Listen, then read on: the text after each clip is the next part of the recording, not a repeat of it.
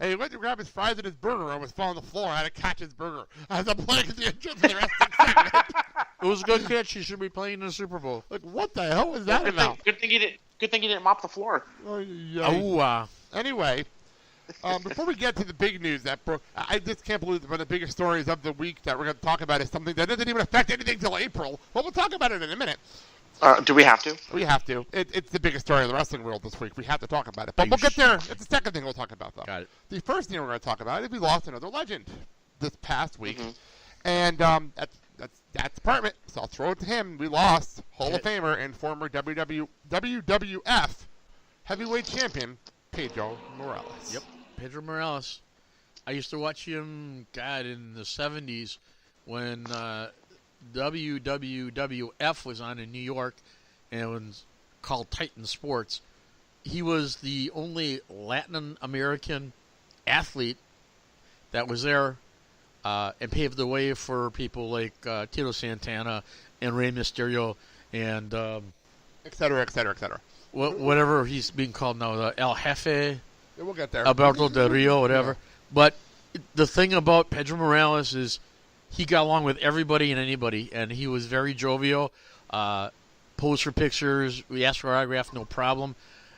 His major move was where he would basically take his open hand, swing it back, and hit you in the gut hard enough that knocked the wind out of you. And it worked. And known for his suplexes and body slams. When he basically gave you a body slam, you felt it. Intercontinental champion, beat Bob Backlund for the heavyweight champion, and I believe was World Tag Team champion with Tony Gurria at least on 2 occasions, if not 3. But he, great person, great personality, and he'll be sorely missed. And 76 years old, they're at a younger age. Is the fifth person they've lost in like the last 6 months at 76? Still too young. It's weird. You're right. Dad made a point last night when he brought it up to me. It's like 76 years old. That seems to be the age that we lose wrestlers in lately. I don't know what it is. Before my time, though, with this one, but he's a legend. Right, Sal? Yeah, absolutely. Yeah, but I do give you a bit of credit. They did put the graphic up before SmackDown, so I give them that. Very cool. So I'm sure there'll probably be another 10-count bell. No, they would have done it. Oh, they didn't have time. Yes, they didn't have time on SmackDown this week. SmackDown was so jam-packed. And I'll get to that when we get to the pay-per-view talk. But, dude, you missed a fantastic SmackDown, by the way, this week, Sal. Did I? Of course I did. We had a 1-hour, a 68-minute gauntlet match to close the show. A what? A 68-minute gauntlet match to close the show. Why? Because they were. I'll explain it when we get to the pay-per-view. But they did a all 6 men in the chamber. We had a gauntlet match, and then the winner would come in last in the chamber. Okay. I'll explain it when we get there. It was a really good gauntlet match. We'll talk about it when we get there. But first things first. And I bring it up because SmackDown literally the main event. The SmackDown ended at 8:59. 9 o'clock, the show goes off the air at Central Time. They ended the match at 8:59. It was like, pinfall, celebration, roll off the air. Like, they didn't have time to do it. They didn't have time, like, next. They had no, they didn't have to put graphics up. They went right off the air. It's Station Island. They had no time.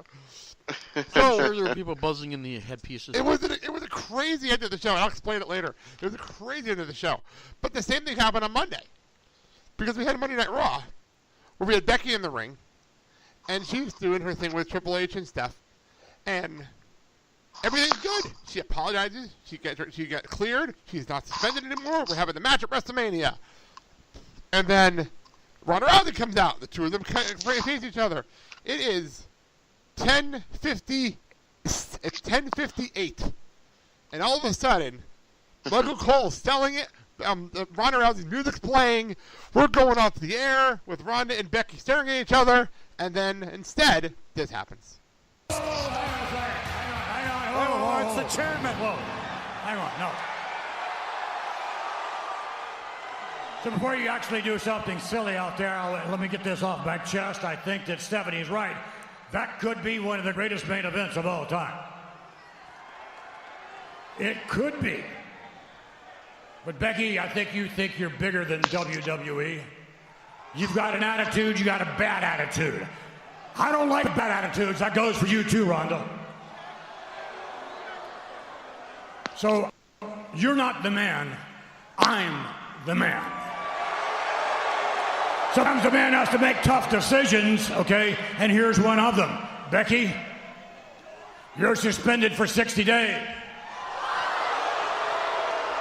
I'm not going to accept your apology. They may. I'm not, okay? Which means, let's see, that suspension runs out, 5 days after this WrestleMania. We need someone to take your place, someone with charisma, someone with charm, someone who knows their lane and they stay in it. We need someone who's going to take Ronda to the limit.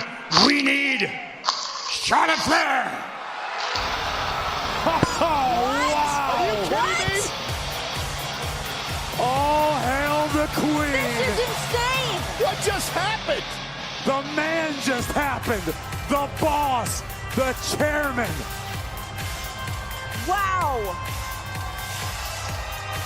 Mr. McMahon just took Becky out of the WrestleMania match against Ronda and replaced her with Charlotte Flair. So we end the show with Vince holding up Charlotte's hand, Becky and Ronda in the ring pissed. And that's when we went off the air Monday. So we went off the air. What the hell happened? What's happening? Before you even get to our thoughts, if anyone really wants to hear initial reaction to this, Wade Keller does the pro wrestling, does his post show 5 minutes after Raw goes off the air. And I heard it on Tuesday while I was driving in the snow. It was a therapy session for almost 2 hours.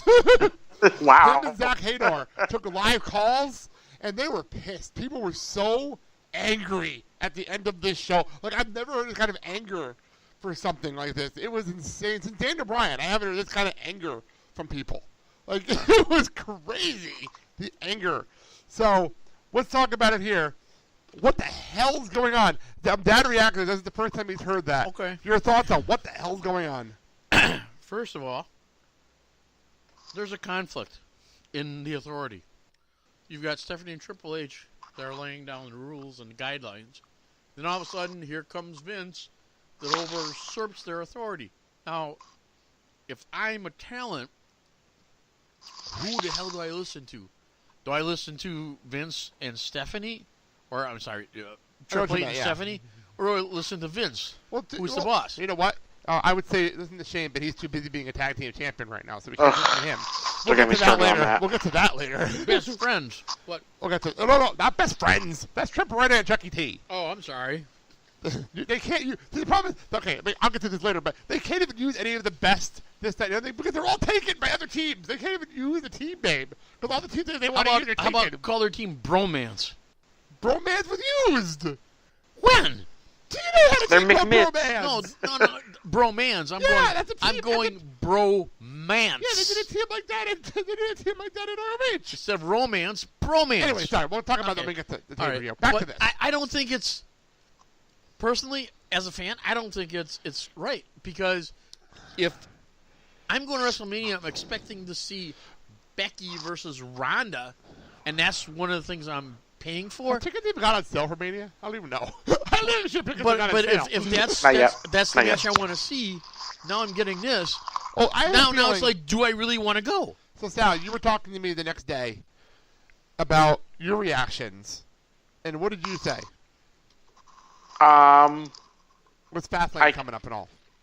I mean, I considering that there's a lot of time, I was thinking after, the day after, that they, I can see the scenario where they're going to do Charlotte versus Becky, winner goes on finally to face Ronda Rousey at WrestleMania, but at the same time, no one asked for this. No one wanted Charlotte involved.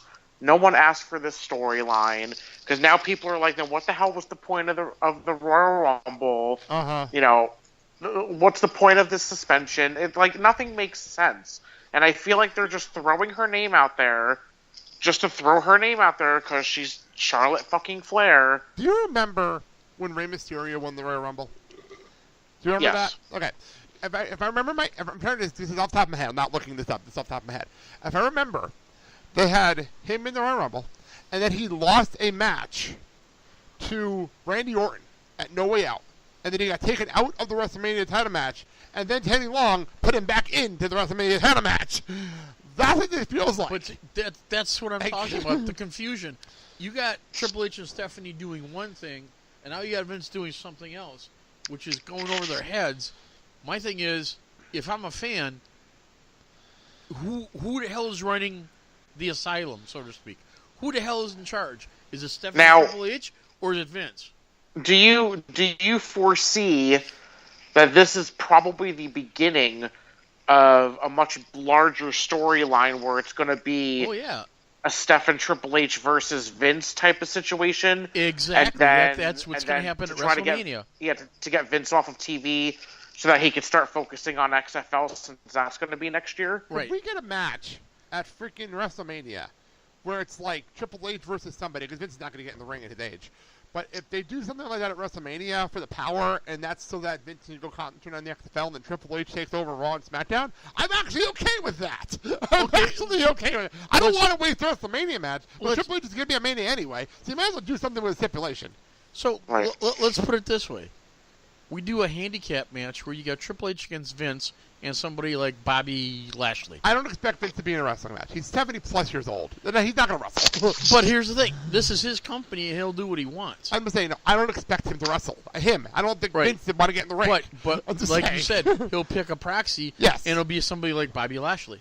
Maybe.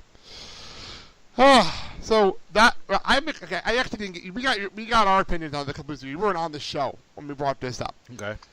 How do you feel about the triple threat match?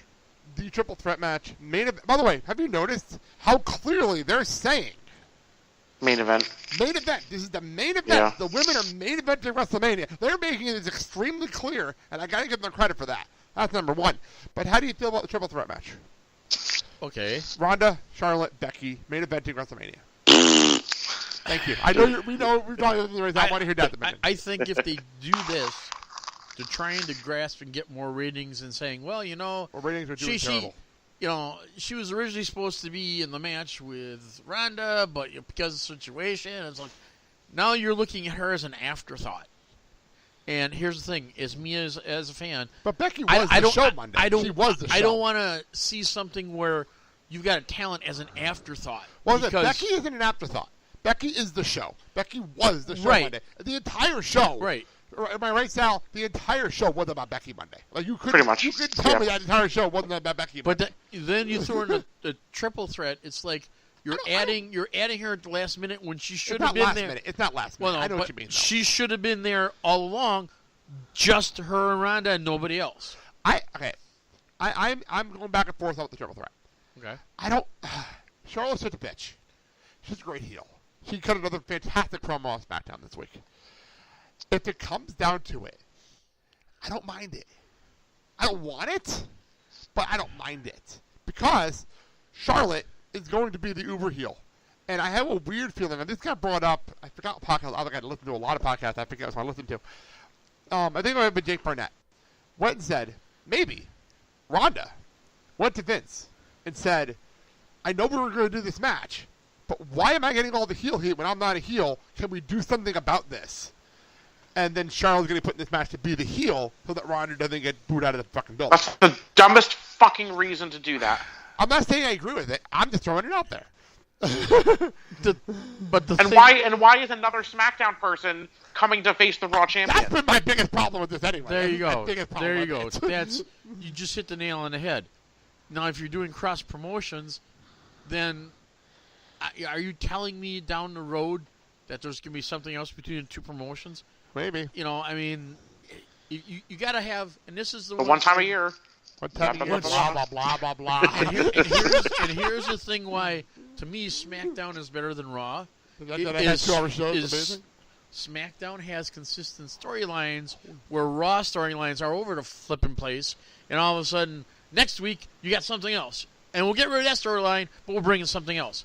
There's no consistency, and that's the whole thing, and that's why Raw's ratings are dropping.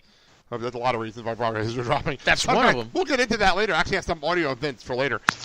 We'll talk about a couple things now. We'll be in a good mood here. We had a few title changes since our last show. So, Sal, since we don't have a news segment, why don't you tell us our title changes for this past week? Sal.